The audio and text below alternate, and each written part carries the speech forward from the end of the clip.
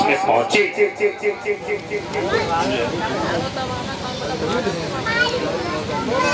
कंस के पास पहुंचे और जवाब दिया है, कंस ये तुम्हारी बहन देवकी का पहला बच्चा है, पहला बच्चा, इसे संभालो।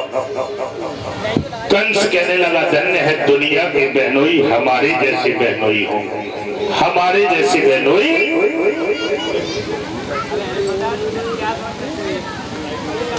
और जवाब दिया, तुम बात के पक्के हो, हमें 8 में बच्चा से डर है, अब तुम बात के पक्के हो, ये पहला है, इसे ले जाओ, 8वां पैदा हो उसे ले आओ। वसुदेव को दे दिया। वसुदेव बोले, जुग जुग जियो कंस, जुग जुग जियो। वसुदेव बच्चा को लेकर के चले तो आकाश मार्ग से देवता देख रहे हैं।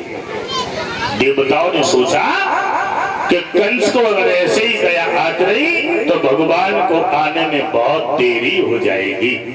तो देव ऋषि नारद चले, तो नारद ने कंस की कचहरी में प्रवेश किया, तो कंस ने बड़े सुंदर से आसन पर बैठाला और जवाब दिया, नारद ने, कंस आज तुम बड़ा खुश नजर आ रहे हो।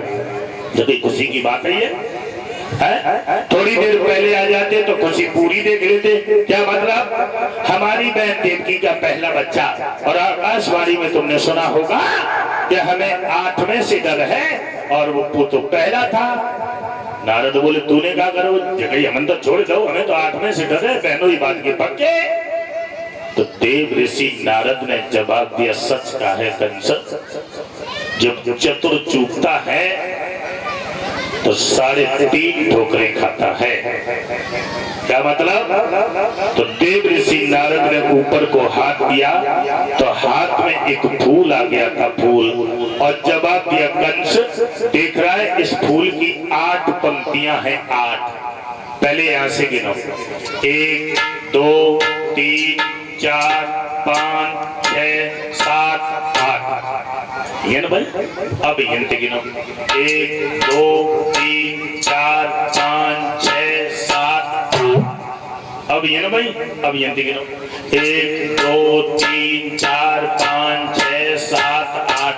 कंस ने लिया फूल, पृथ्वी से बात दिया, जवाब दिया, बाबा नारद इस फूल की प्रत्येक पंक्ति 8वीं और प्रत्येक पहली हो रही है। नारद बोले, ऐसे ही समझे तो तेरी बहन का प्रत्येक लड़का 8वां है और प्रत्येक पहला है। कंस उठा तो बस में थोड़ी दूर निकल पाए थे, भाग करके गोद से बच्चा को छीन लिया और पैर पकड़ के घुमा करके जब दीवार में मारा तो मांस की बोटियां बोटियां बखर गई थी। इस प्रकार से कंस ने अपनी बहन देवकी के 6 बच्चों को मार दिया था।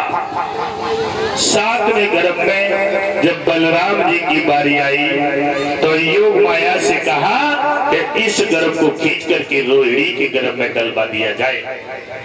योग माया ने गर्भ को खींच करके रोहिणी के गर्भ में डलवा दिया और वसुदेव ने कंस के खबर कर दी कि तुम्हारी बहन देवकी का 7वां गर्भ खंडित हो गया।